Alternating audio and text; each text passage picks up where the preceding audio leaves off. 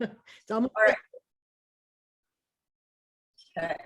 Okay, our recording has started. You can still chat though until whenever you're ready.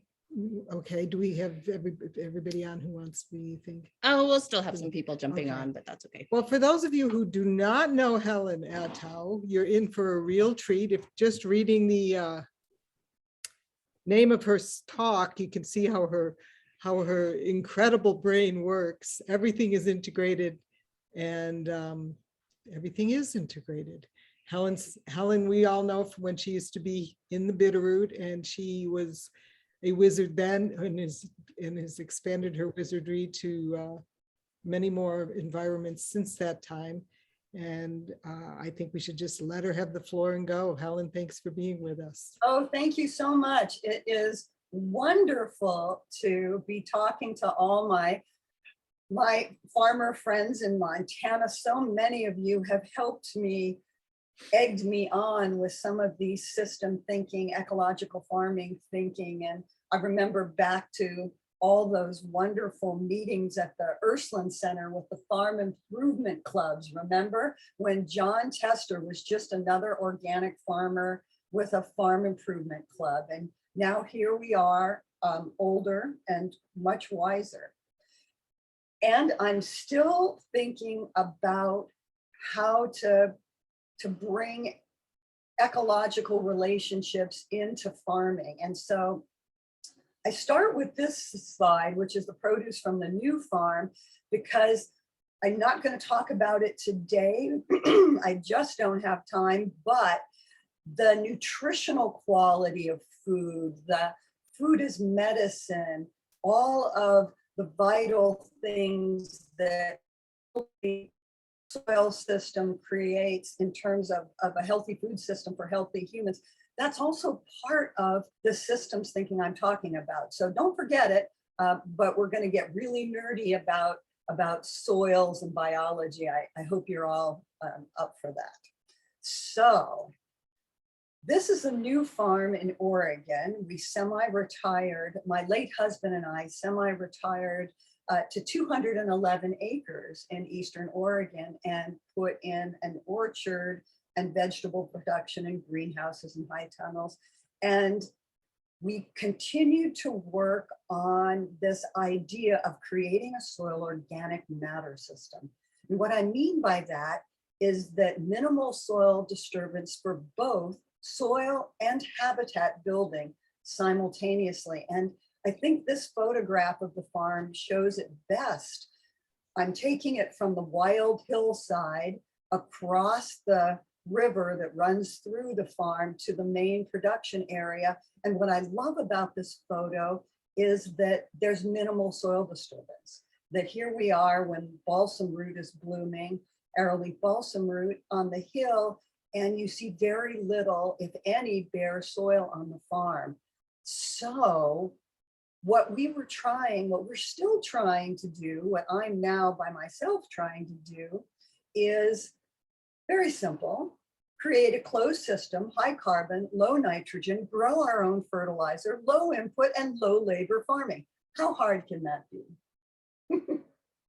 So here's what it looks like in concepts and details. And I'm going to spend the whole time trying to explain what I mean and show what I mean with the farming details of what is this soil organic matter system. But generally here it is. So we start with year-round growing roots and undisturbed season-long blooming habitat for soil microorganisms, beneficial insects, and other natural enemies like birds and bats and leaf microorganisms. And the way we do this is that we start with a perennial living mulch. And there it is. You can see the red clover and white clover and grasses. And then we mow that living mulch, but we do it selectively. We mow because we want to have that slow nutrient cycling and recycling, but we only mow about 50 to 65% of it at any one time during the season, because remember, we are also building habitat and we want that season-long undisturbed blooming habitat. And then we have learned over time that we also sometimes need to add hay mulch from other fields for heavy fielding and or heavy feeding annuals like vegetables and pre-plant perennials. So there it is. It's pretty darn simple. Very strange. When we started doing this, I need to tell you that there were a lot of trucks driving very slowly on the road, looking, wondering what the what we were doing. But basically it's simple. Still, it took us 35 years to figure out what was going on and manage it right. I am going to talk about both the successes and the mistakes that brought me to what we're doing on the new farm from my Montana farm, where I was for 17 years. And I'm going to talk briefly, just show you a little bit about what we were doing in California, what Carl did on his farm, and then what we did together on Woodleaf Farm in California.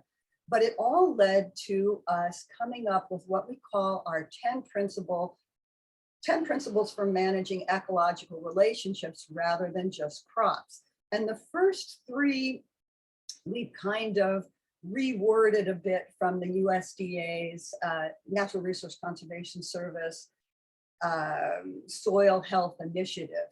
Feed the soil food web with as much crop and ground cover, root and whole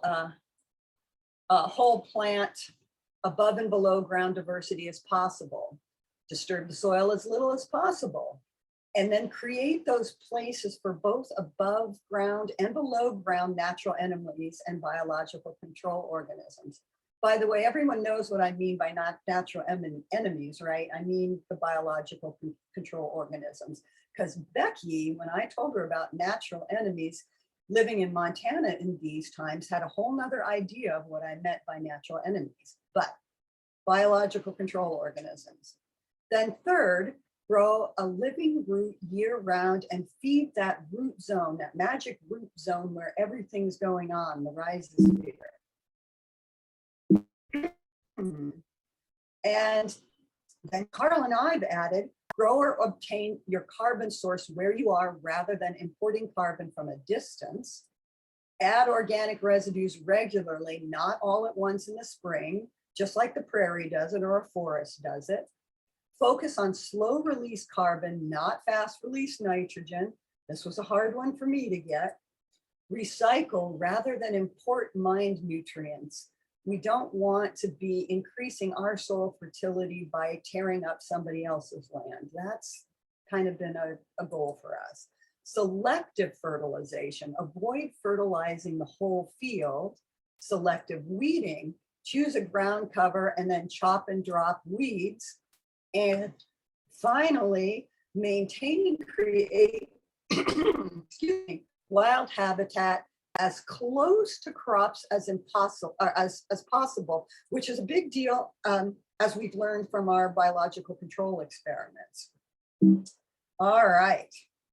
So really, Helen, being a farmer is so hard already.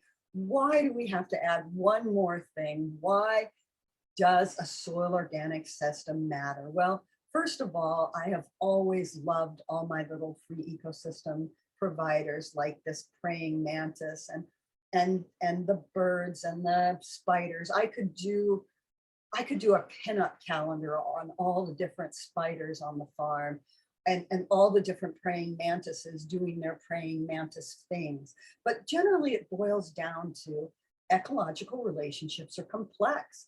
So creating habitat for and relying on my free ecosystem providers minimizes the costs of our inputs on the farm and gives me a lot more free time. So I can go hiking. But also, a soil organic matter system is important because how we think about our soil organic matter defines our methods. This is a photograph that a good organic farmer friend of mine from Western Montana sent me, to be cute. And of course I was horrified because it epitomizes to me the way I used to think about soil organic matter the way I was taught in college and graduate school as percent soil carbon measured by that loss on ignition kind of method.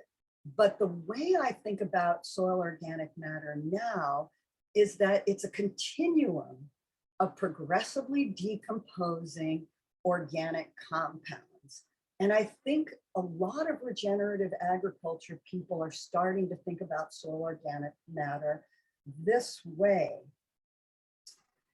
And of course, the soil organic matter system then, if you think about it that way, is built on living roots and microbial activity, which we all know. We have all relied on free living bacteria to convert organic phosphorus from fixed to available plant forms. And we also definitely rely on free living bacteria to help us make nitrogen available. That's what organic farmers have been trying to do. But as importantly at this point, the living roots that I'm talking about provide soluble carbon and the necessary habitat for colonization by other microbes like mycorrhizae, these guys that are on the tips of the roots. And what they do is they produce glomalin, which is a glycoprotein, a kind of a fatty protein that stores soil carbon and stabilizes soil aggregates or soil particles. They basically help us store soil carbon and create good tilth. So, you know, we all talk about mycorrhizae, but they're very hard to maintain in our farming system. So think about that glomalin, don't forget it, because when I was in graduate school, this is how we thought about how organic matter was made up. These were the main components of organic matter, and it was mostly all about humus. But now we're finding that glomalin is a really big component of soil organic matter. And so a large fraction of the total carbon in the soil organic matter system may be a direct result of mycorrhizal fungi activity. Wow, that kind of changes the way I think about how I'm managing my soil organic matter system. And it brings me right back to those undisturbed year-round living roots. Habitat and root exudates, exuding things into the soil for micro-plant insect interactions, or what I think about as the magic area, the magic zone of our whole soil system, our soil organic matter system.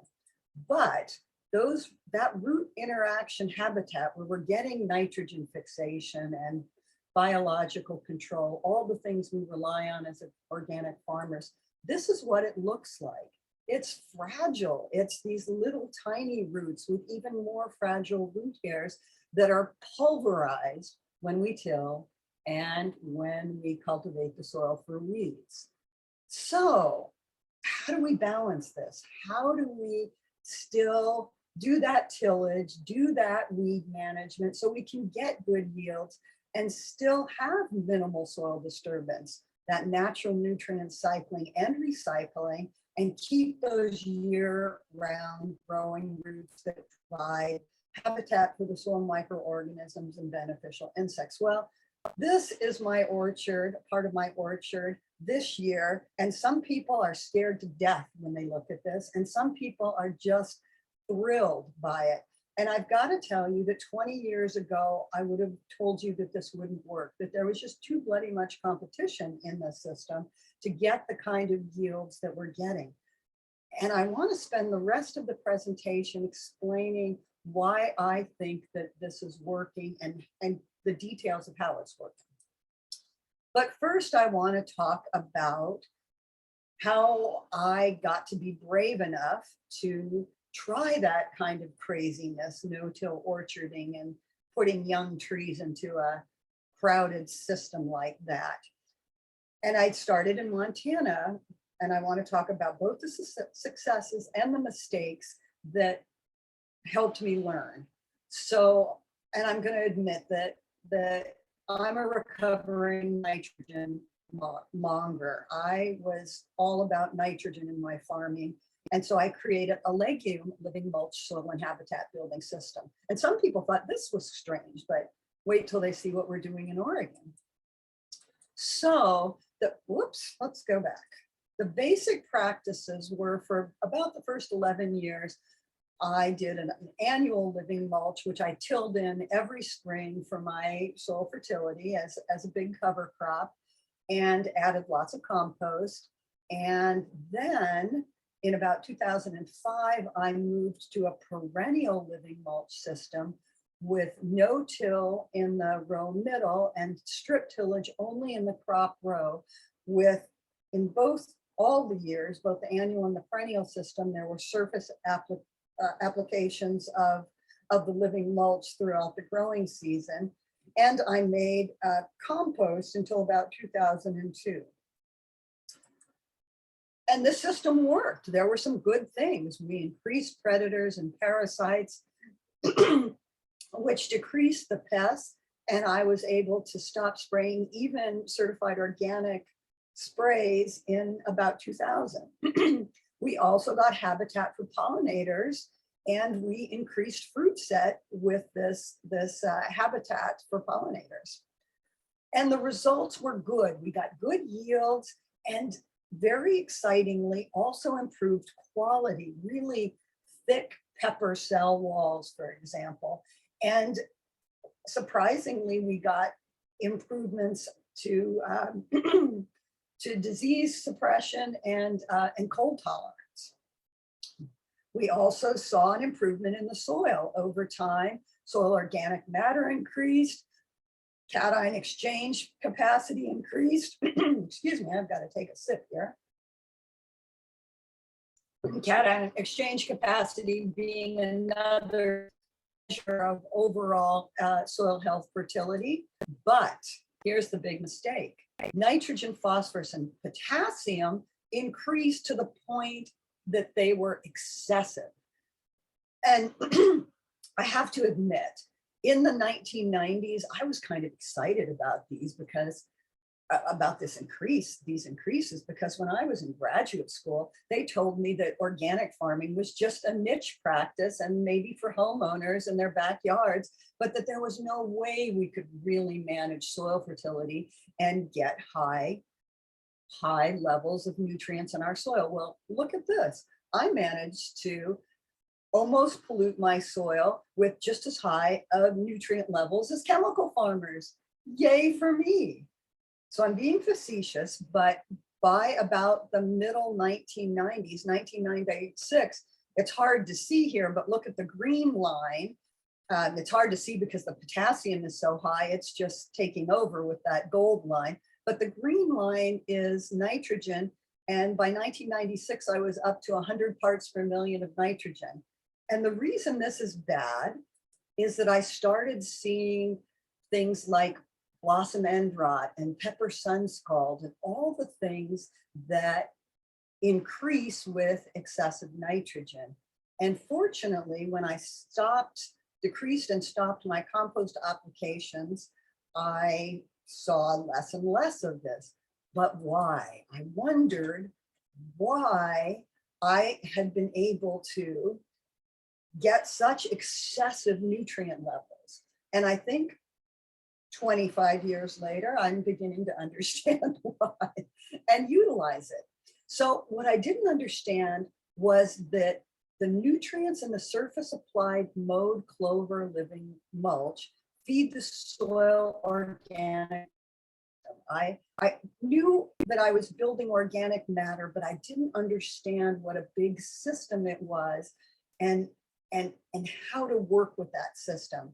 Another thing I didn't understand was how important it is to manage carbon to nitrogen ratios in the organic residues, and that they're different in different organic residues, and in fact different in the same organic residue, like my clover over time. You can see here in July, August, and September, that mode clover living mulch had different carbon to nitrogen ratios.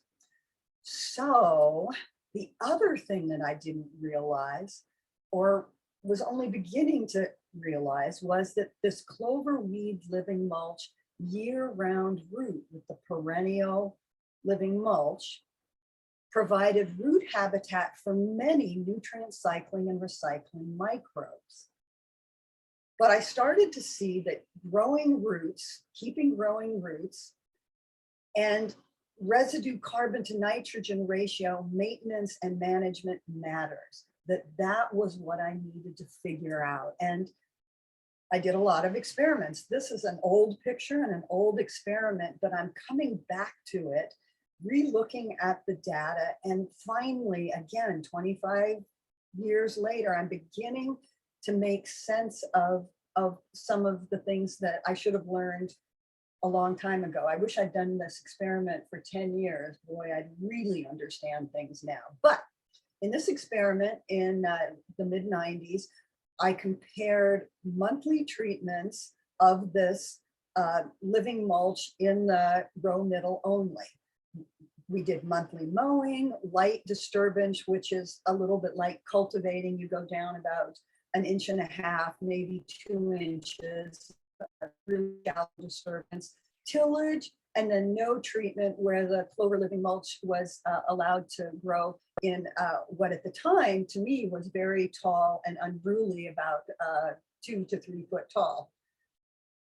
And what we found first of all was that there was no yield difference among the treatments, even the treatment where there was zero weeds. There was tillage every month and bare soil.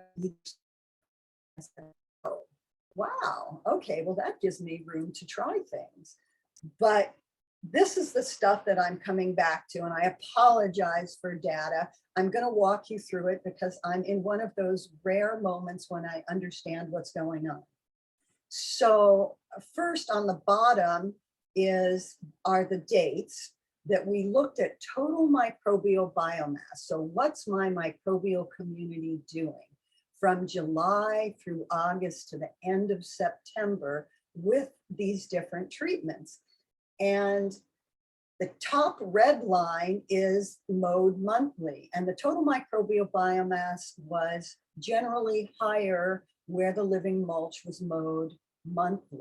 The bottom line, the blue line, is where we tilled that living mulch every month, and you can see that it's low. The microbial community was lowest in the tilled monthly.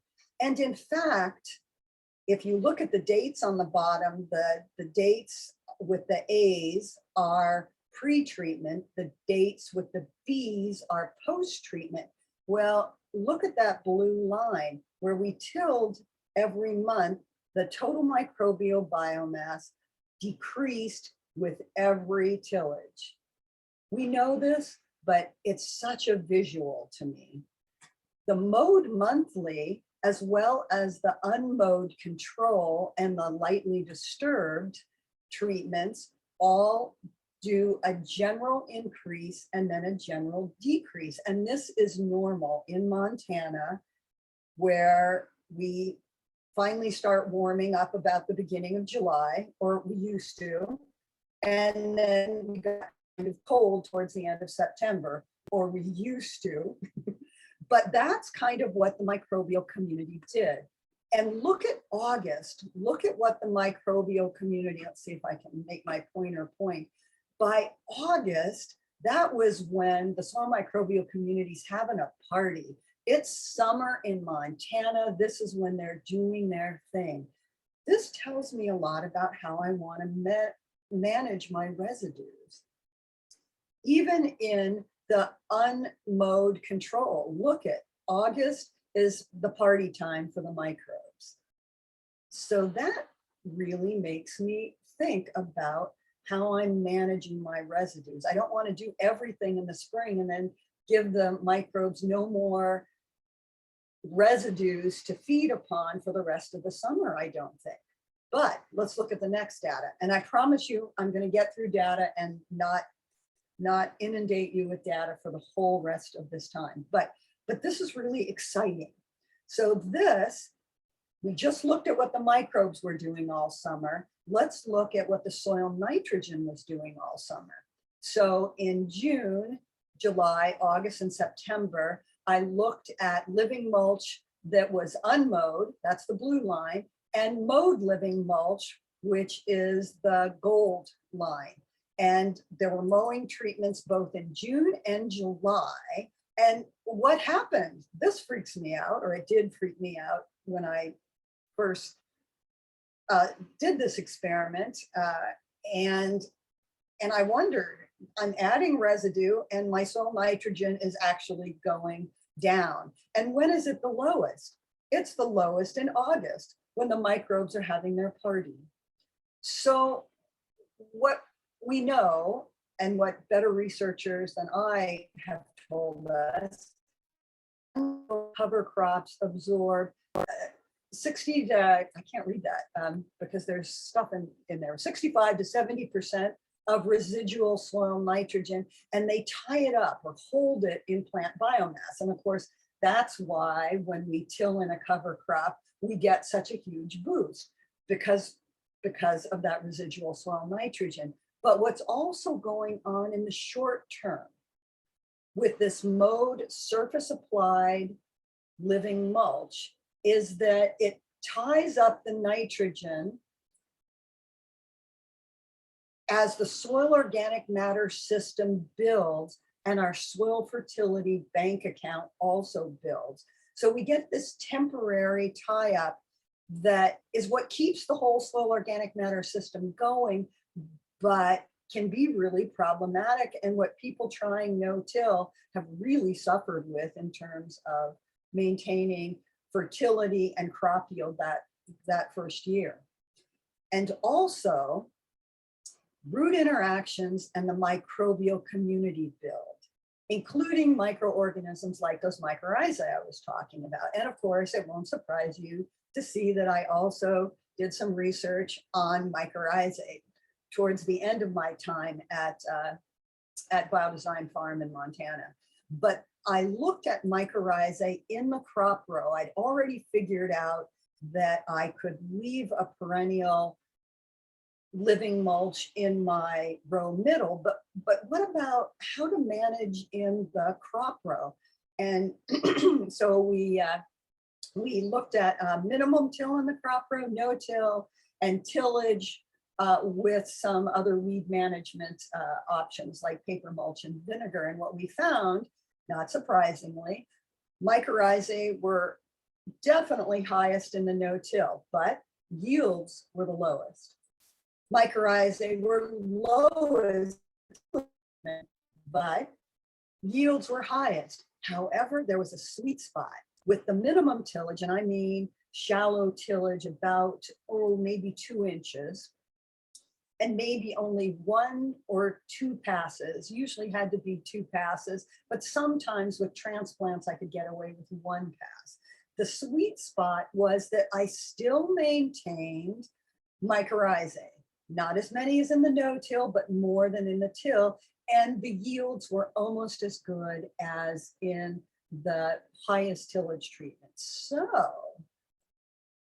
that gave me some room to start moving towards this systems approach and this building a soil organic matter system. And now nitrogen for me, I'm a recovering nitrogen monger. Nitrogen is less a crop requirement and more a symptom of effective, balanced, and active soil microbial activity that leads to optimal organic residue decomposition and the nutrient cycling and recycling that I'm talking about. And also, because this is a system, nutrient cycling works in a synergistic manner with an effective insect and disease management suppression system. So this is why it works for me, even if my yields are a little bit lower than when I till up the soil and add lots and lots of compost. I'm getting all of these other benefits, which I'm going to talk about here in a little bit too. So meanwhile, while I was slowly figuring this out and going to Nitrogen Anonymous to try and overcome my nitrogen addiction. Carl had been doing this for 20 years, and he basically had developed a similar system in the 1980s. And it was a no-till permanent grass, weed, clover, selectively mowed living mulch system. And as in my system, the soil building system doubles as habitat for beneficial insects. And Carl was able to decrease and stop.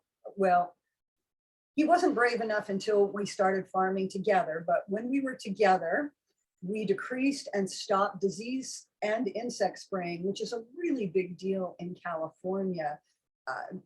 There are a lot of certified organic sprays going on peaches and apples in California, but we were able to stop. The thing that Carl did differently, because he was not a nitrogen monger, is that he didn't even measure nitrogen in the soil. He only applied higher carbon plant organic residues, including the same mowed living mulch that I was using, but also chipped branches from tree prunings, we pruned maybe once or twice a year, and off-farm purchased wood chip compost. And yet, over time, the average soil organic matter at Woodleaf Farm increased from 2.2% in the 1980s to 5.1% in 2014, and some fields by the time we left in 2015 were as high as 6%.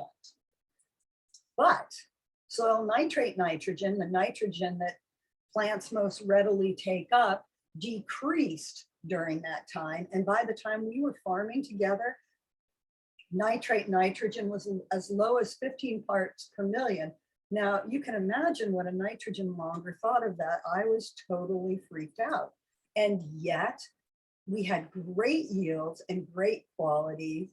Carl was known as Mr. Peach at all his farmers markets. We had 7 farmers markets in the Bay Area, and we were known for the high color in our peaches and the taste.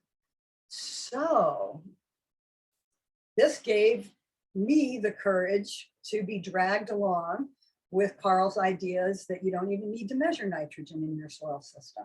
So we moved to Woodleaf Farm, and it had been a ranch. It had been pasture, hay management mainly, and we put in an orchard and greenhouses and high tunnels and vegetables.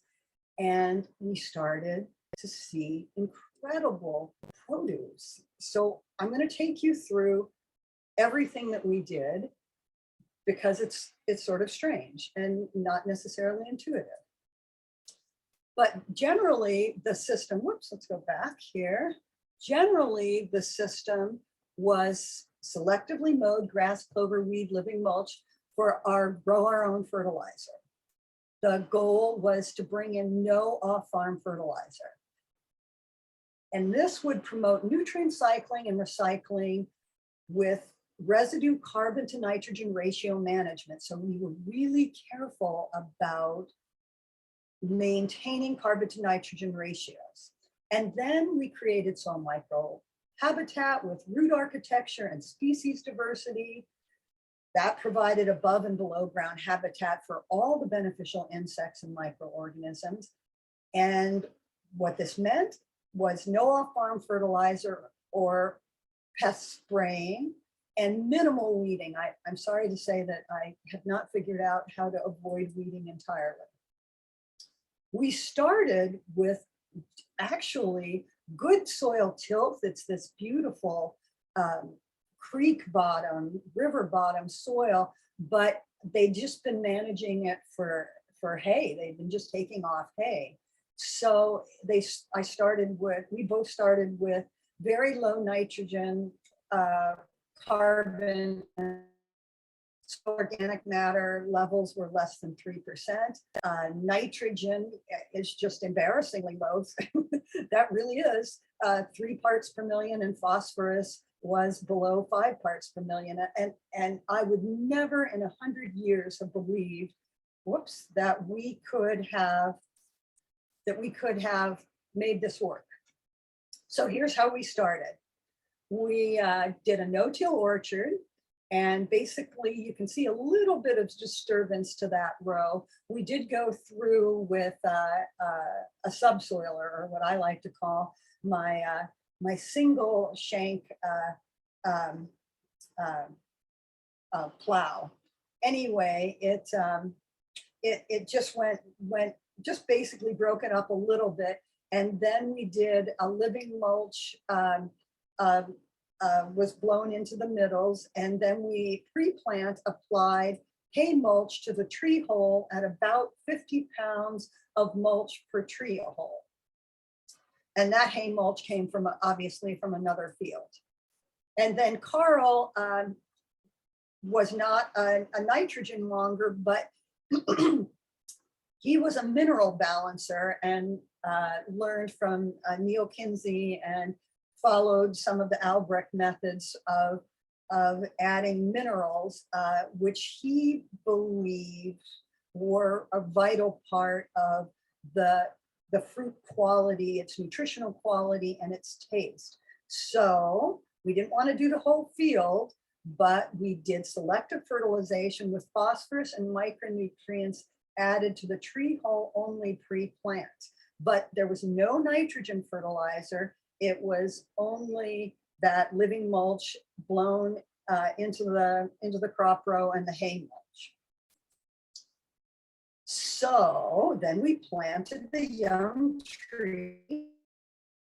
Two old people dug all those holes for 400 trees by their little selves, and we all summer we mowed and blew the living mulch into the crop rows, but we left at least 30% unmowed at any one time for microbe and beneficial insect habitat.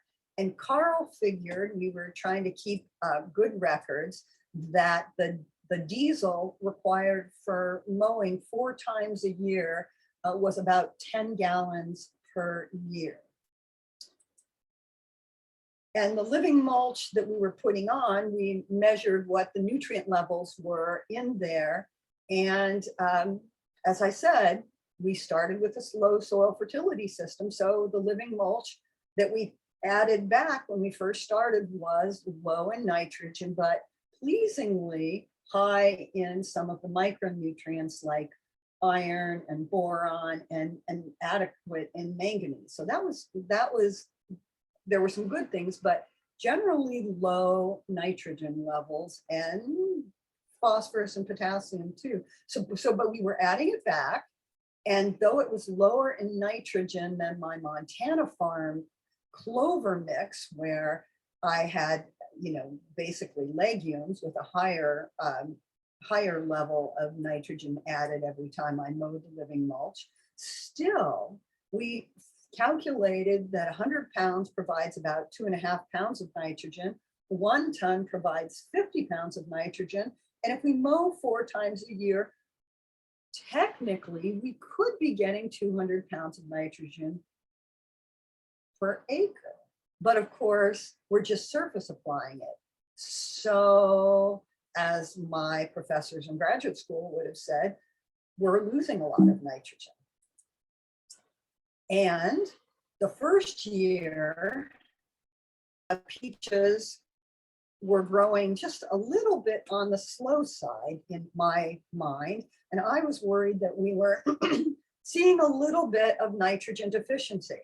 And again, 20 years ago, I would never in 100 years have allowed peaches to have that much competition as they were trying to develop new roots. So being a control freak and a recovering nitrogen monger, I did a little treatment. And on 100 peach trees, I went out and made my little magic liquid fertilizer with alfalfa and soybean meal and micronutrients, and I gave all the peaches. I didn't give the cherries, apricots, plums, pluots, apples. I didn't give anybody else, just the peaches. And a year later, the 2-year-old peaches were starting to look really good, but so were the cherries and the apricots and all the trees that I hadn't given the little magic liquid fertilizer application to. And I just wanted to point out that still there was a lot of competition. We have at this point 50% unmowed living mulch, and you can see grasses and, well, actually remember what Wes Jackson said. We have cold season and warm season grasses. We have legumes. We have red clover, white clover, and alfalfa, and we have forbs. We have sunflowers, and we have that blue flowering is chicory. So lots of diversity in the living mulch that is in the row middle and underneath the trees. The soil fertility had gone up. We almost doubled our percent organic matter, our nitrogen, phosphorus, but still pretty darn low. Even though it went up so high, that nitrogen is still under 12 parts per million. And again, 20 years ago, even 10 years ago, I would have thought that was too low. And yet, look, we were getting 3 to 4 foot of growth.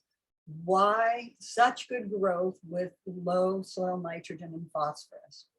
Well, this is the soil organic matter system concept. This is the whole system's thinking.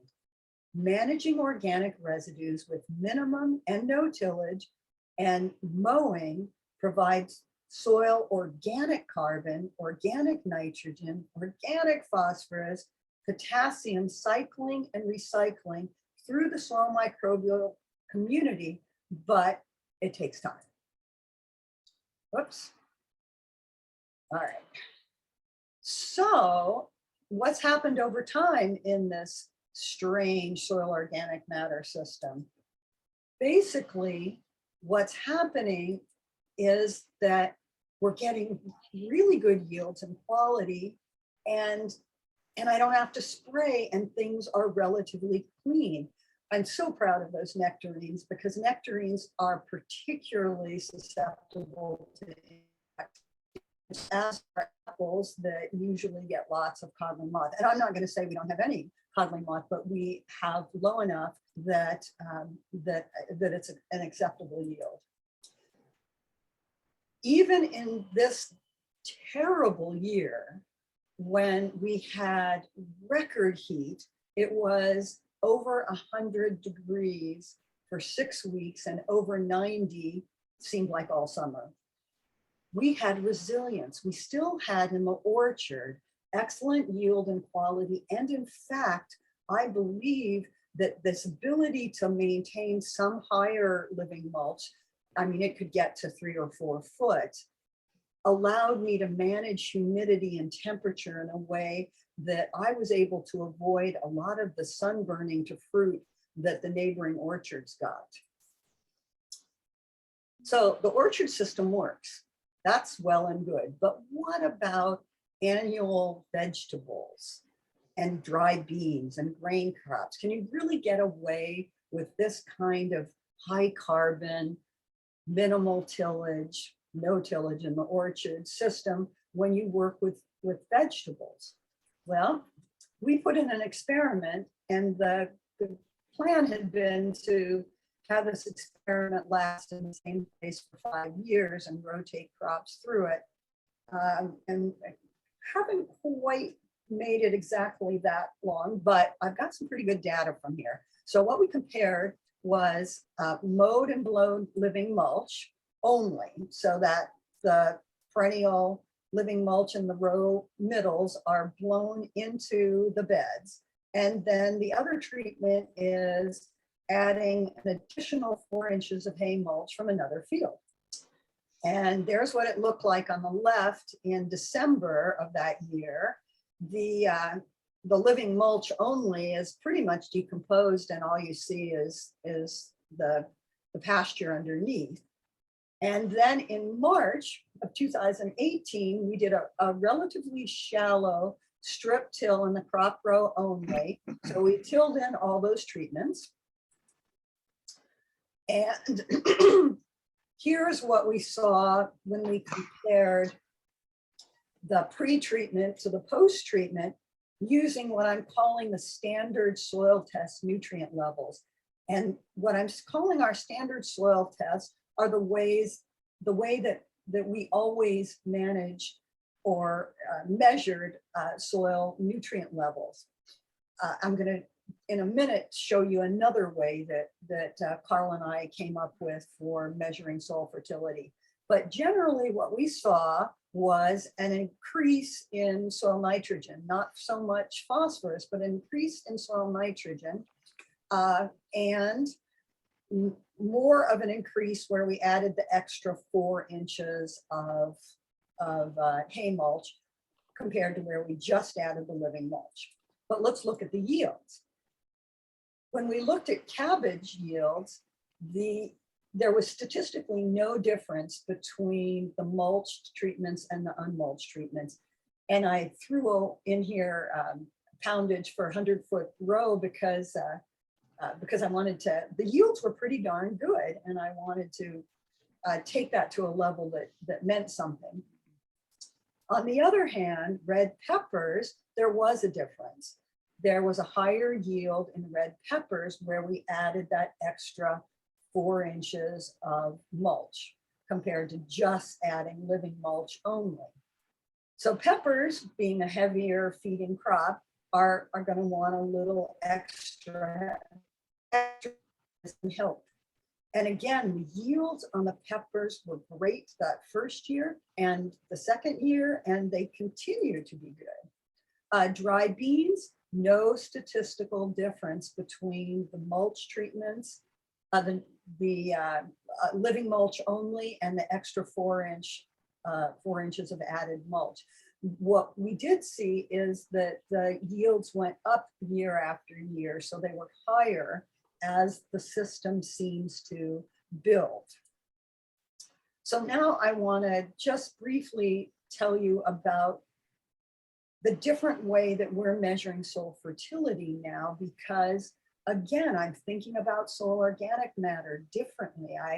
I'm thinking about nitrogen differently. So is there a soil test that will help us be more predictive in this minimal soil disturbance where a system where you don't till as much, where you don't cultivate for weeds, and where you add a lot of plant residues back to the soil? So we compared our standard test, which is A&L Western Labs, with the Ward Labs Haney test. And here's just the data from carbon, different ways of measuring carbon. And we have A&L Labs and the Haney test. And so looking in the middle there, the A&L measurement of percent organic matter for no mulch and mulch is basically about the same, 4.4%, 4.5%. But look at the different ways of measuring carbon in your soil that are more related to microbial activity. So soil respiration carbon and microbially active carbon. Microbially active carbon is the line.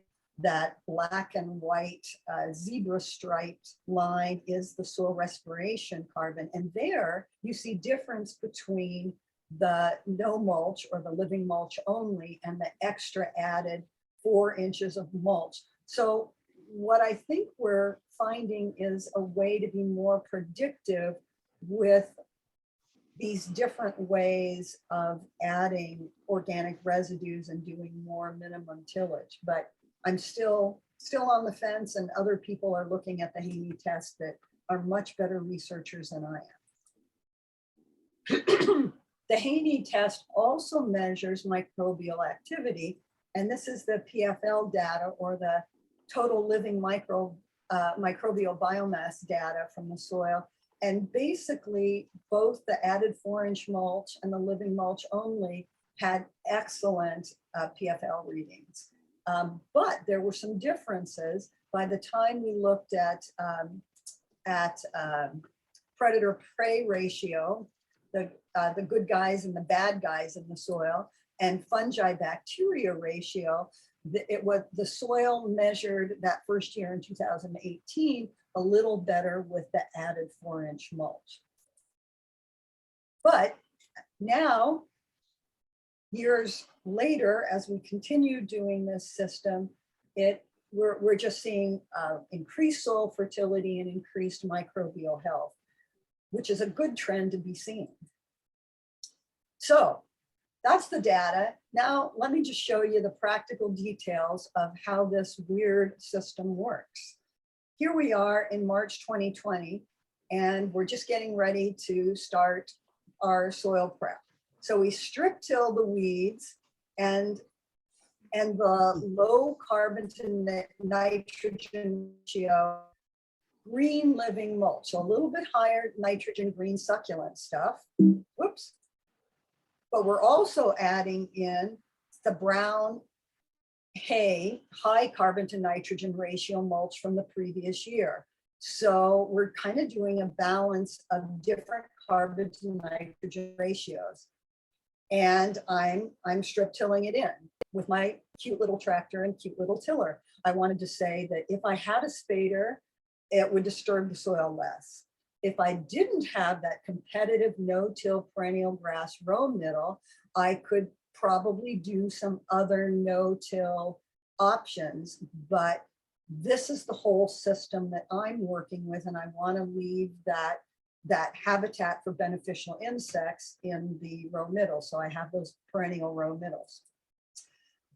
But here are my thoughts on tillage. I've been talking to a lot of no-till people lately, some that are having successes and some that are really, really frustrated. And so here is what I think I've learned from my farm in Montana and here in Oregon. You want to till as little as possible. That's clearly what we know.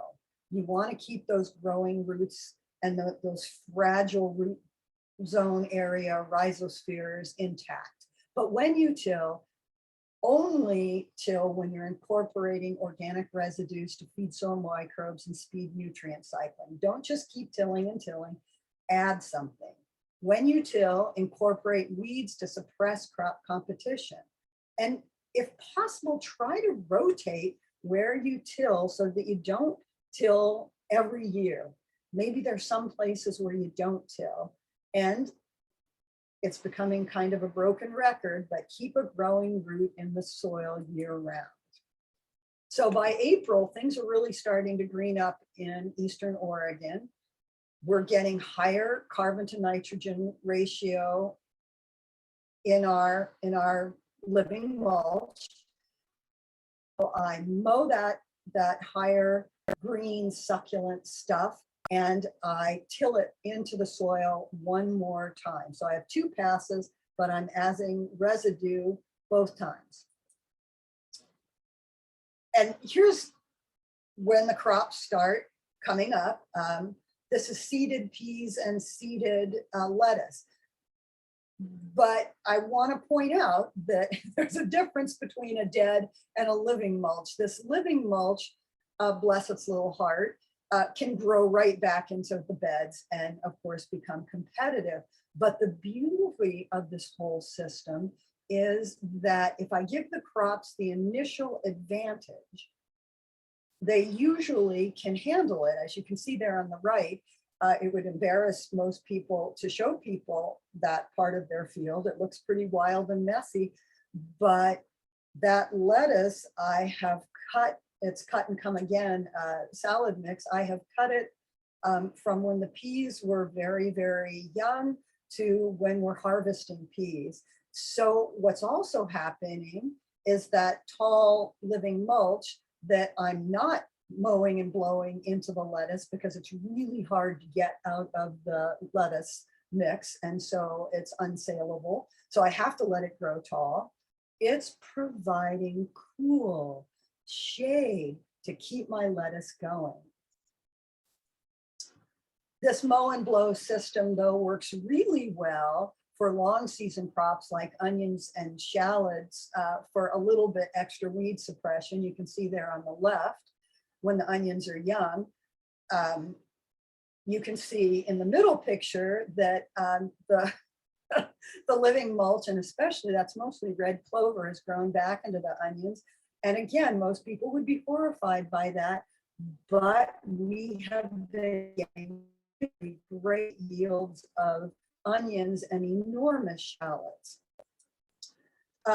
It's taken me many years to figure out how to make this system, perennial living mulch system, work with vining crops like winter squash and Crenshaw melons. Works beautifully with black beans, but with vining crops, I have to mow a little more early in the season and then just give up and let the living mulch grow up in between the vines that move out into the row middle. But the benefits of this with the vining crops is that the mowed living mulch collects in the squash for habitat, winter cover, and nutrient cycling. And here in Eastern Oregon, where my neighbors are devastated by squash bugs, we have relatively few, and I'm getting really good yields of melons and winter squash. So generally in 2020, the yields were good to very good. And there were a few crops like the sweet peppers and sweet corn that were excellent. In fact, I have to say this sweet pepper yield in 2020 was as good as any organic farm I have ever worked, including where we did lots of tillage and we added lots and lots of compost. So that is very promising to me. But 2021, I wonder if it was as hard a year for all of you as it was for me. It was so hot and dry. But 5 years of no off-farm fertilizer, I think would have had better yields had the year been better. And I do need to say that the yields were only moderate to low. Tomatoes and peppers, you can see those green peppers in the middle, were a moderate yield. They were okay. Tomatoes started late, and it was too hot for them to set fruit in June, and yielded late. They yielded well, but late. And onions were terrible, just terrible. They were small, the poundage was down. So 2020 was great with the system after 4 years, but 2021 was not. And there you have it.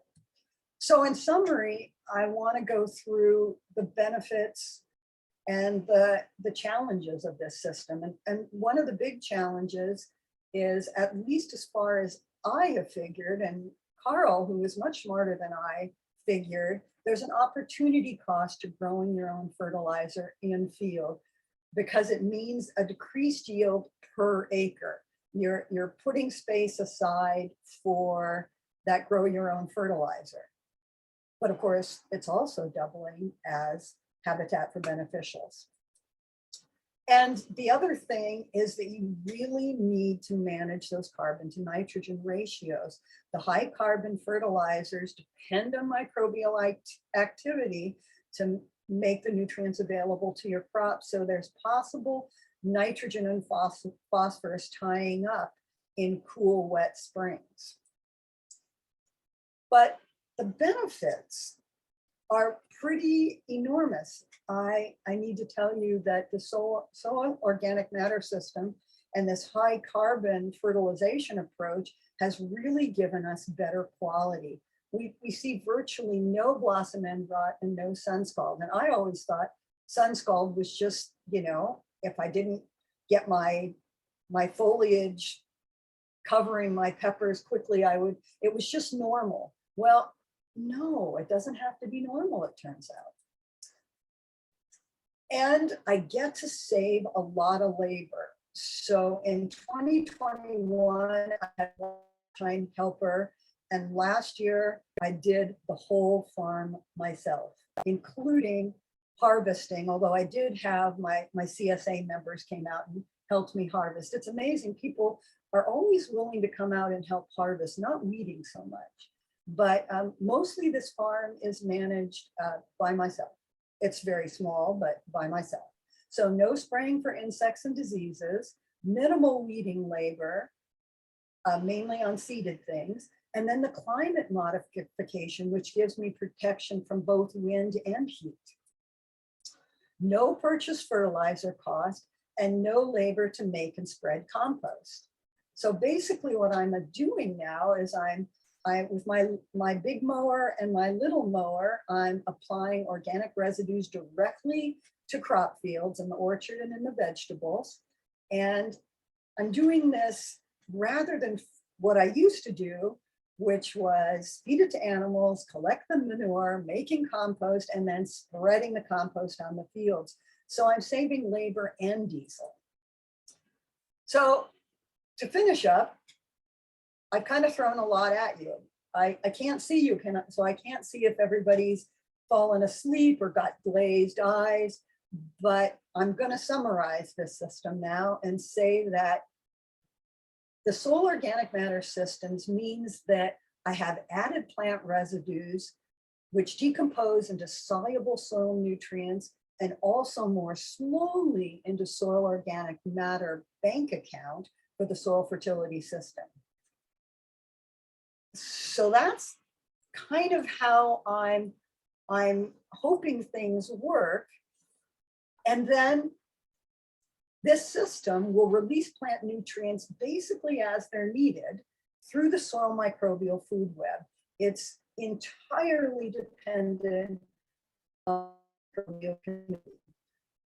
And these plant nutrients are released both from the residue that we add regularly throughout the year, not all at once, but regularly throughout the year, and then more slowly over time from the soil's bank account that we're building with the soil organic matter system and our minimal soil disturbance and high carbon. So it takes less labor, it takes more understanding and management. And obviously, the system is not for everyone. It's very strange.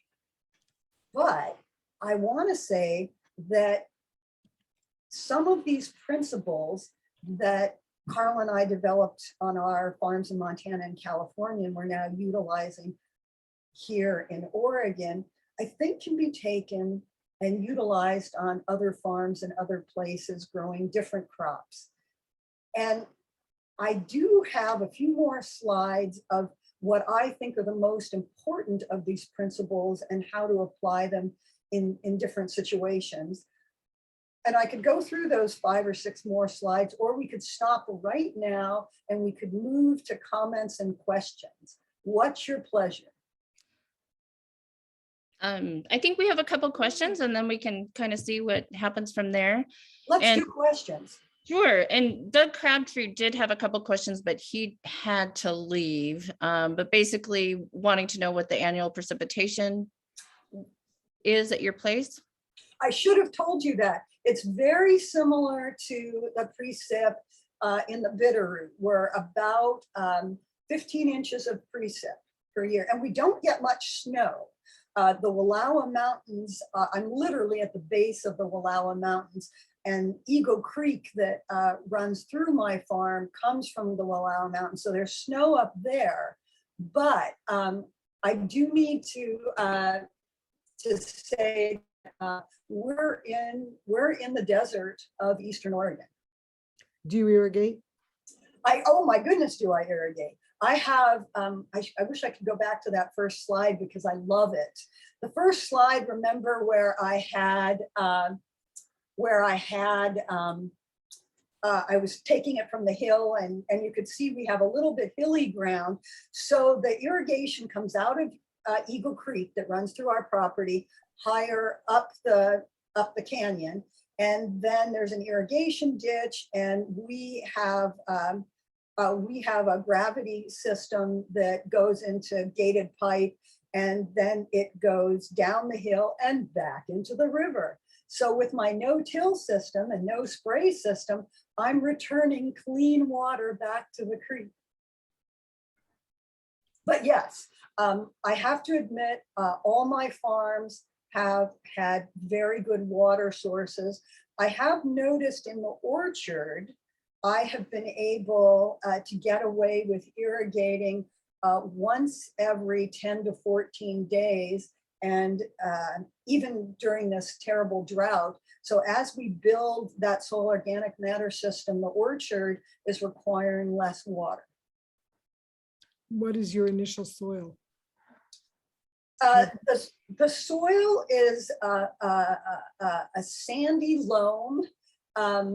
It's relatively light. It's not a particularly heavy soil, but it's it's a creek, river built soil. Bruce Maxwell had a question about how deep you are sampling the soil for the microorganism measurements. Very good question, Bruce, and thank you for all the years that you helped me. I was thinking about where I am is on the shoulders of so many people in Montana, including Bruce. So we're doing both 6 and 12-inch sampling. Or I keep saying we, my husband was the one who developed all of this, and then I've continued on. Bruce, did you want to follow up with that at all? Yeah, Oh, good. Give me your comments. What do you think? no, I'm just curious, but were you bulking those samples between 12 and 6, or just doing 6 when you're showing some of the graphs, some of the numbers? In the Montana data, it was all 6 inches. In the Oregon data, the microbial data is from 6 inches, and but I also have some I could show you from 12 inches as well. Mm-hmm. Good. Bruce, don't stop there. Tell me what you think.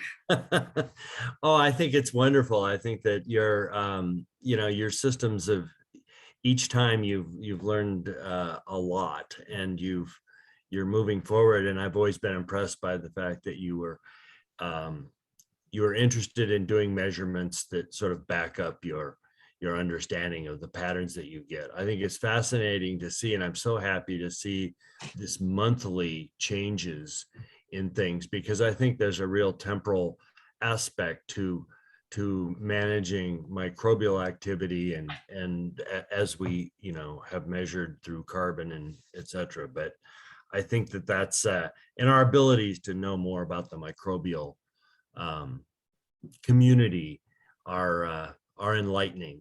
But I think that you're managing those over time is really cool, and your ability to maintain full cover is impressive, and that's really great to see. Bruce, do you think that's the key, the growing root and the full cover? Yes, I think well the key. I think it has great utility, and you're able to pull it off. It's interesting when in seeing Doug's Crabtree's questions, part of why I was asking about the depth is that if you add oxygen, you stimulate that community a lot, and usually we think of doing that through tillage, and but it's also interesting that when you start to contribute to aggregation in the soil, that I think you're automatically, but in a very slow way, offering more oxygen to the system, because you have more cracking and that kind of thing that's going on underneath that you don't see, which adds oxygen, and so that will increase that microbial community that needs that to increase its cycling, and which starts to show up in your measurements. So anyway, then. I think you're right, and I'm so glad you hit on the temporal management quality, because I was trying to point that out, and I think that's key too. Managing the carbon to nitrogen ratios and the temporal quality. I think I'm presenting at Eco Farm with one of my very good friends from Full Belly Farm, who is kind of discouraged with their no-till work. And the other farmer I asked to be on the panel with us this year had such a bad year, Phil Foster Ranch, who I think of as one of the best vegetable organic vegetable farmers in California. He had such a tough no-till year. He refused to be able to even be on the panel. He said, I don't know anything, which is totally untrue.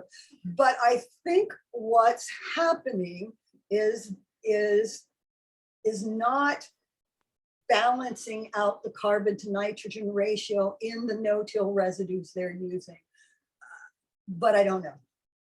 Yeah, I don't know. I shouldn't take up all the time here. I should let other people. I'm sorry. but I'm sorry. I would but, like to react to that. I'd like for you to react, but maybe could you come back and react and we'll get a few Sure.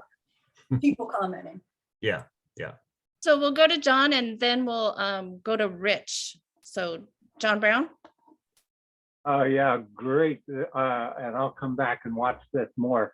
No, I'm really excited about what you're presenting here. And my question is the in-between organisms, like Rick was asking as well, worms, voles, other visible critters that are, what do you see changing in that population? Oh, I'm so glad you asked that question. So first with earthworms, enormous increase in earthworms. And in fact, one of the few big arguments my husband and I had was when we did that experiment in 2018, we had all that residue on the what were going to be the vegetable beds all winter, and he started tilling. And there were all of these earthworms everywhere. And I said, oh God, we can't do this. We've created this habitat for earthworms. They're all right here. We can't do this. You can't till. And a little bit of heated debate ensued, which ended in Carl stomping off away from the tractor and telling me that I was a ridiculous woman. But it did, when he came back an hour later, we figured out a way to, before we tilled in that residue, we went over it and mowed it the day before and threw some of the residue to the side and let some of the worms move out, and then we tilled them in. So we maintained our happy marriage, and I hope did better for the earthworms. So many earthworms and voles. Okay, so gosh, you've come up with the two places Carl and I argued. So Carl had working cats, and he had, when I moved to his farm, about 8 cats, and he fed them day so they would go out into the orchard and be working cats. And when I moved in, they were hunting voles beautifully, but they wanted more food. So I fed them twice a day. And Carl said they went from being working cats to sassy cats. But voles will definitely increase in this mode system. So we have cats. We now have coyotes that come in for free and vole. We have, I showed you a picture in the beginning of the pygmy owl with a nice dead vole in his claws. We have lots of organisms moving in to manage the voles. But John, I do work really hard in the orchard. So one time of the year, I mow everything to look like a golf course. And that's just about the time we get the first hard frost. And I do it in stages. So I start at the top of the orchard and work to the bottom of the orchard. And then there's a little bit of a hay field below the orchard, and I leave that. And then I come back a week later and mow a little bit of that. And then I do one last irrigation where I flood the orchard. And then it goes down into that hay field. So what I do is to encourage my predators, and then over winter, when the voles could be problematic, I try to move them down into another part of the habitat and away from my orchard by mowing and flooding the orchard one last time. Managing relationships, not just crops. Randall has a question about how long does the ground stay frozen in the winter? And how deep in the soil profile is it frozen? Boy, that is a really good question. And things are changing. I could have answered that 2 years ago, but now I don't know what to say. But first, when Carl put in some frost freeze, he did what our neighbors told us and went down 5 feet to lay the line because in the old Eastern Oregon, it could freeze down to, 3 or 4 foot. Usually you can't dig a hole for a tree through the months of the end of December through January. By middle February, you could start digging a hole for a tree, but you'd have to work hard. And I guess that's, if Carl were here, he could probably tell you better, but that's as far as I can tell you. It's hard to predict anymore, it seems like. Well, in my high tunnel, we picked salad mix. Carl bragged that we have salad mix 365 days a year. It never froze enough for me to kill the lettuce in the high tunnel 2018, 2019, and well, it just hasn't for the last several years. Isn't that crazy? Mhm. It's crazy. What's your elevation? We're at about 2,400 foot. We're almost the same elevation as the Snake River, which is not far from here. John Brown, did you have a follow-up?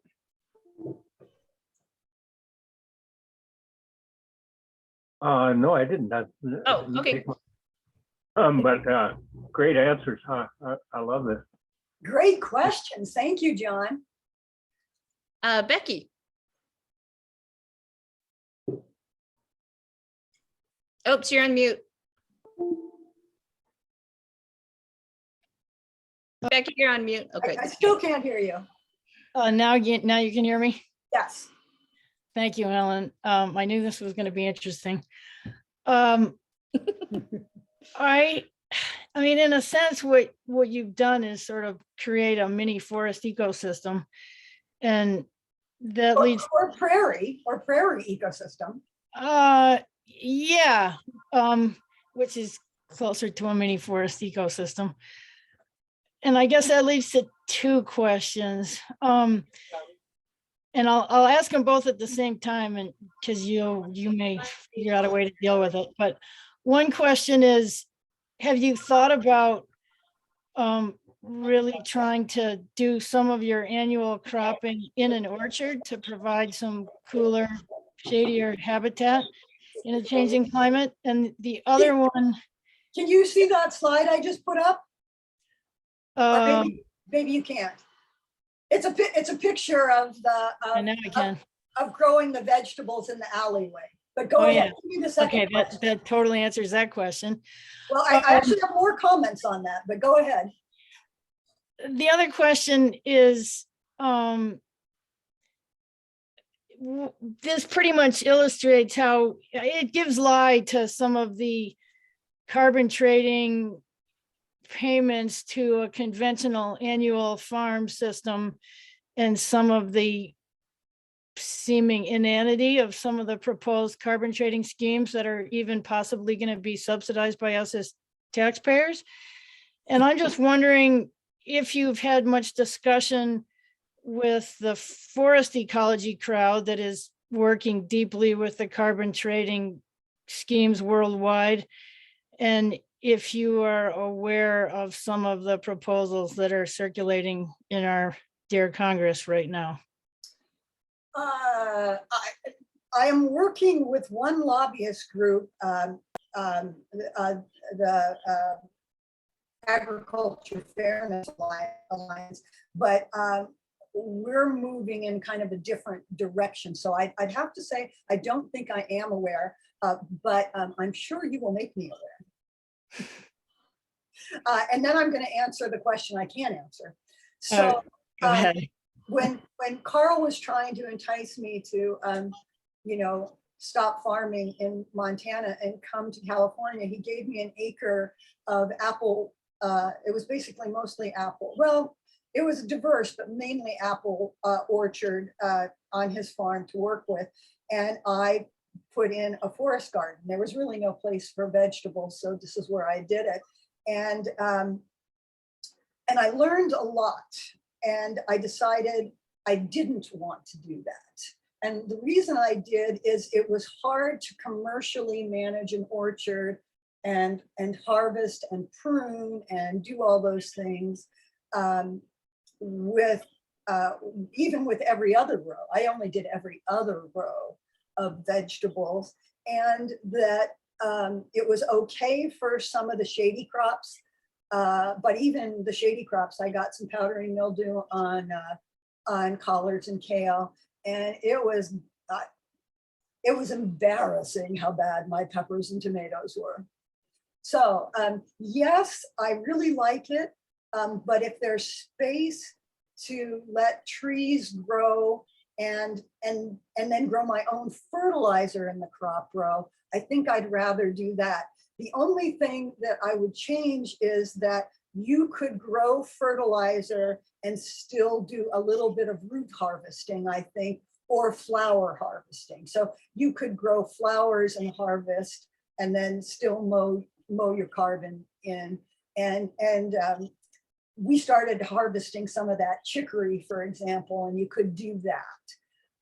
But a full-blown vegetable production and full-grown orchard production, after trying everything else we had to manage, I feel like it's kind of too much to do both well. Does that make sense? Absolutely.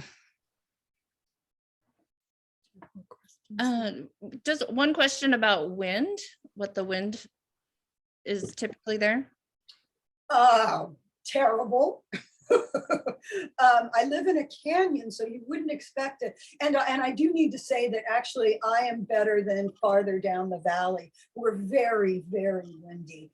The Wallowa Mountains are just up the canyon from me, and the north winds that come out of the canyon are very frightening. Yes, I probably have photographs of some trees that are leaning a little bit. So yes, we have high winds, but you know, you can only measure so many things. I don't have it measured. Acreage Go are ahead. you working with? I'm sorry? How much, can you share with us how much acreage you're? Oh, yes. So we have 10 acres in 8-foot deer fence, but I'm not using all of it. We have about 400 fruit trees on about 2 acres of orchard. And when Carl was alive, we were doing about 1.5 acres, 2 acres of vegetables. It's down to about 1 acre, and we'll be down to a garden plot by next year, if I'm still in Oregon. Casey, did you have a question you wanted to ask?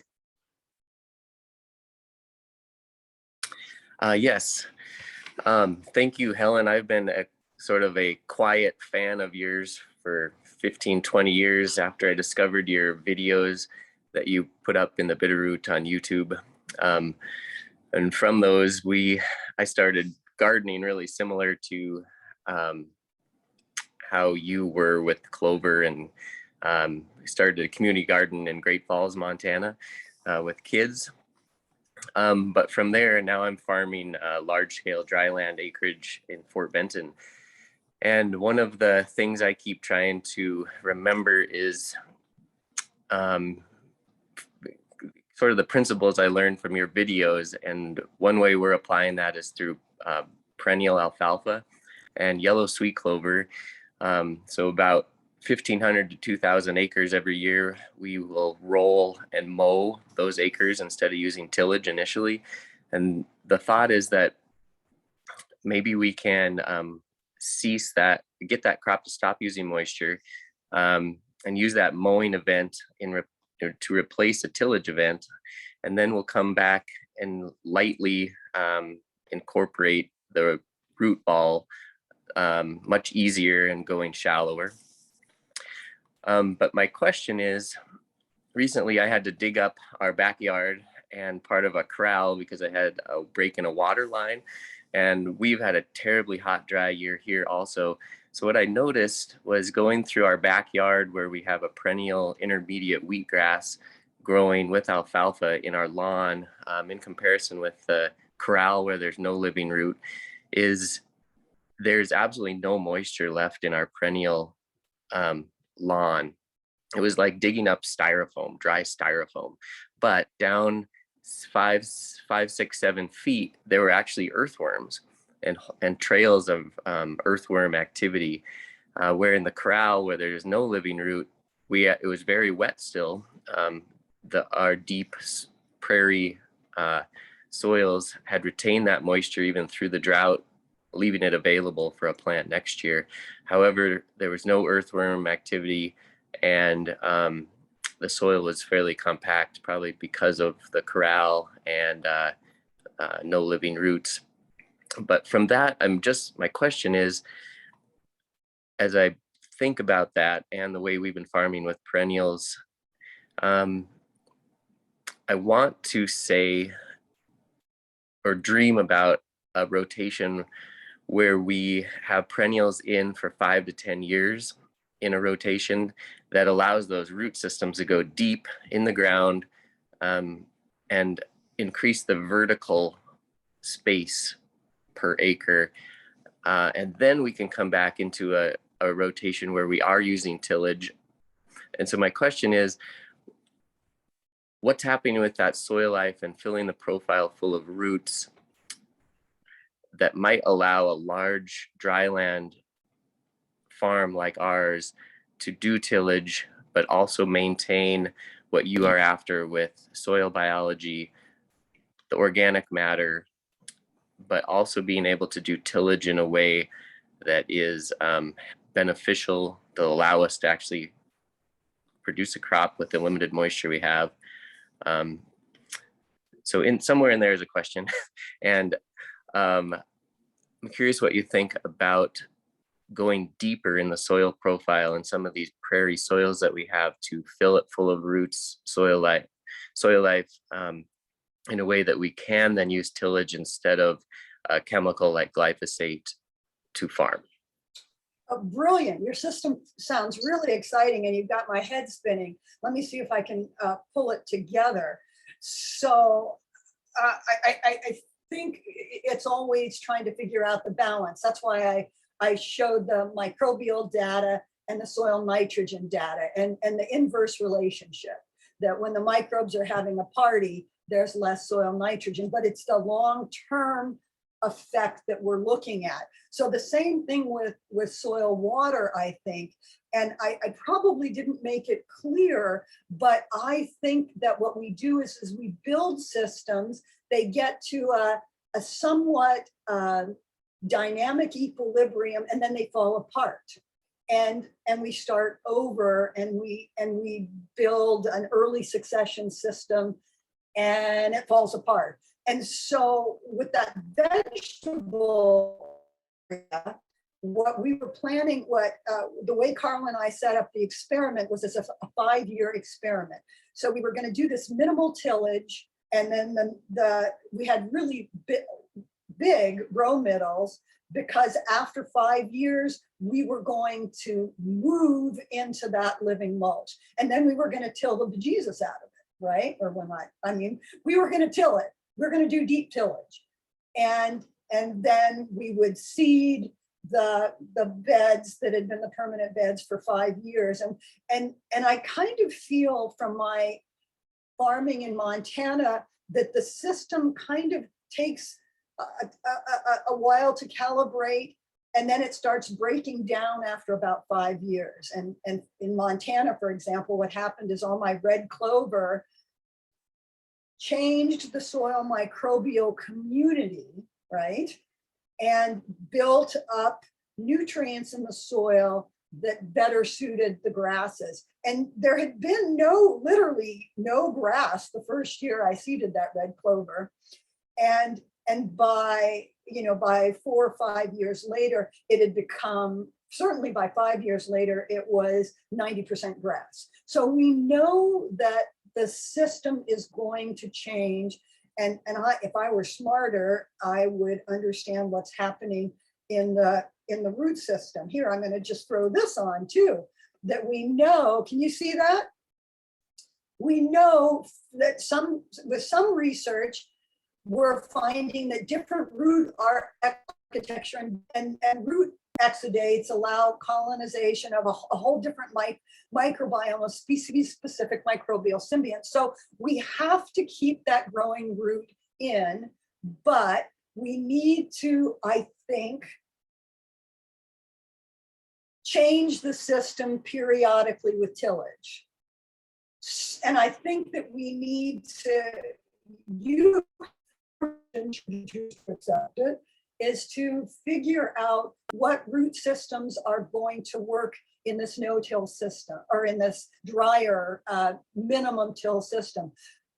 So to summarize, I think try and figure out how to do different growing roots and add tillage at some point within your system and figure out for you what makes sense. For me, I think some bigger tillage every 5 years and minimum tillage, at least with some of my annual crops, every year. And in the orchard, I got to tell you, I'm still figuring it out. It's blowing my mind how well it's doing with just what I'm doing. I'm waiting for the ecological shoe to fall and haven't seen it yet. But in the vegetables, it's very clear. It's time to do some more tillage. God, I had some other thoughts. Okay, yellow sweet clover. Yellow sweet clover, I really like. Remember Jim Sims? When Jim Sims was helping me, I experimented with Parabinga medic, with black medic, with snail medic, lentils, and yellow sweet clover. And yellow sweet clover really could do very well with a lot of low water. But in some other people's research, using living mulch is the way I do, they found that white clover and strawberry clover did not reduce yields growing into the crop, but yellow sweet clover did. So I really like the medics, and I really like yellow sweet clover. Some deeper roots with alfalfa, a lot of alfalfa in the hay that we inherited that became our perennial living mulch. Gosh, I'd like to think about all that you're doing and hear about your place more at some point. It's really exciting. So I don't know if I answered that or not, but I'm commiserating with you. That's all I was after. There you go. And I'd like to hear more. I can give you someone can give you my email, and I'd love to hear more about what you're doing and think about it more.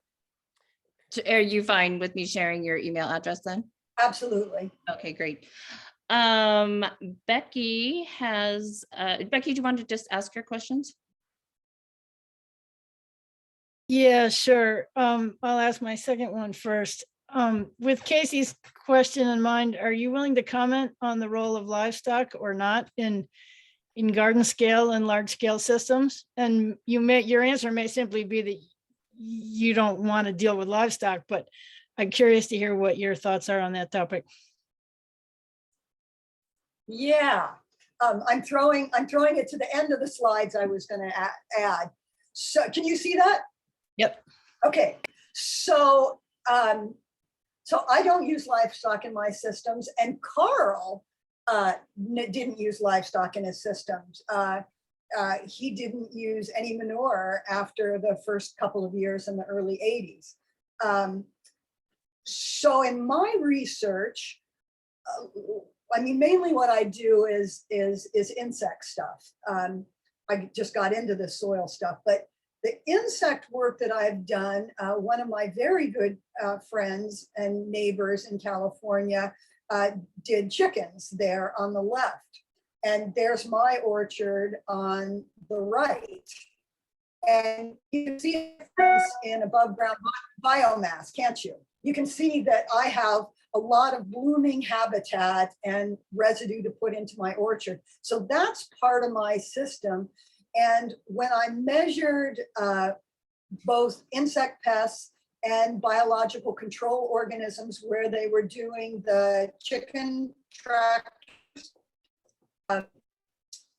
there were virtually no ground dwelling predators left. My wonderful spiders and carabid beetles and road beetles were diminished, were gone. And we weren't getting the blooming habitat for some of the above ground predators and parasites. And this orchard was still having to spray organic, certified organic materials for insects, and we were able to stop. So the livestock in their system are part of their fertility system, but we couldn't figure out a way, they have not been able to figure out a way, and we just gave up. We just didn't even care to have the livestock and still maintain the insect suppression that we had developed.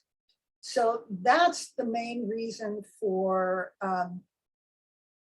not doing the livestock. And my friend who didn't believe me, who's an organic crop consultant for 30 years in the Salinas Valley, he has a little herb farm in Santa Cruz. And so he tried. He kept his chickens out of his rosemary and then had some rosemary with the chickens in it. And he had to admit that he had more insect damage to the rosemary where he had the chickens feeding within the rosemary. And he didn't think that would happen because he thought the chickens were eating the pests, and they were. They were just eating the beneficials as well. And the pest that he had was a pest that chickens didn't rip on rosemary foliage.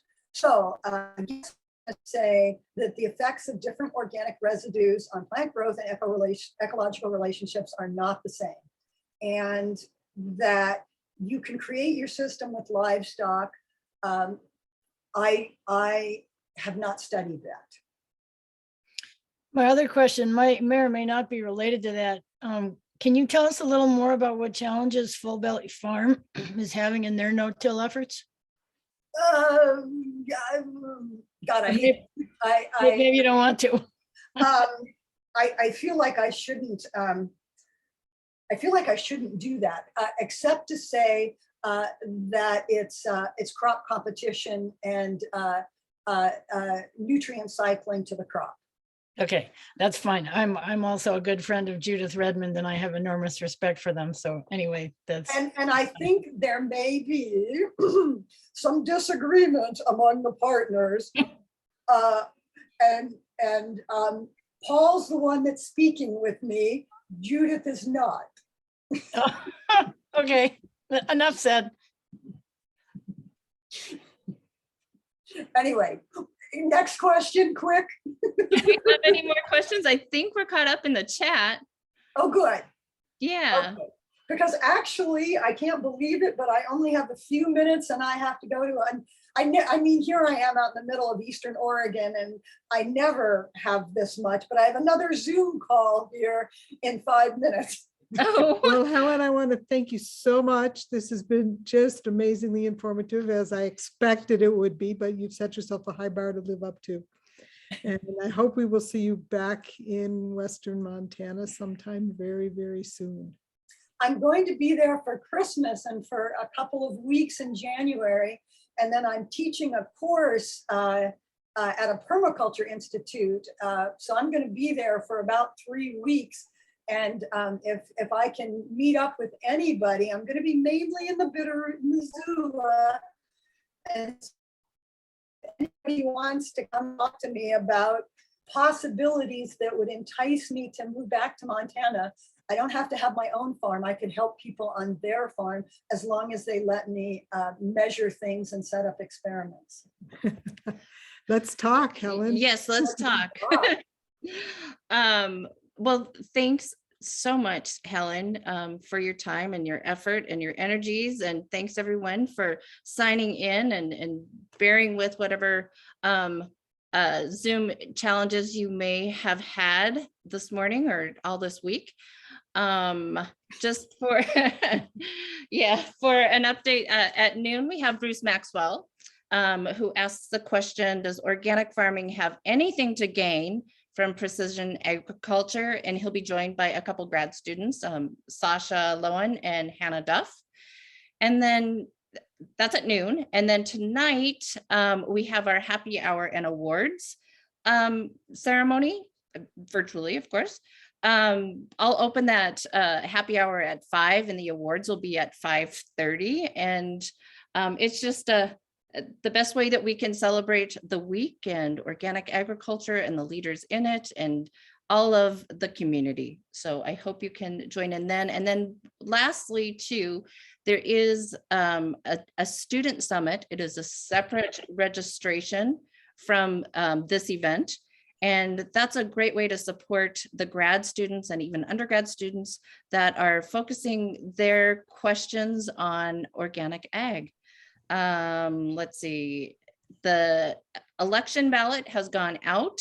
If you didn't receive one, then it's probably because you didn't renew your membership. And if you think that you should have received one, please contact me. I think that's about it. So thank you and hope to see you at noon. It's been a great week. Yes, and there is a recording of this that will be posted in the coming days. So thanks everyone for being here. Thanks, Jamie. Thanks, everybody.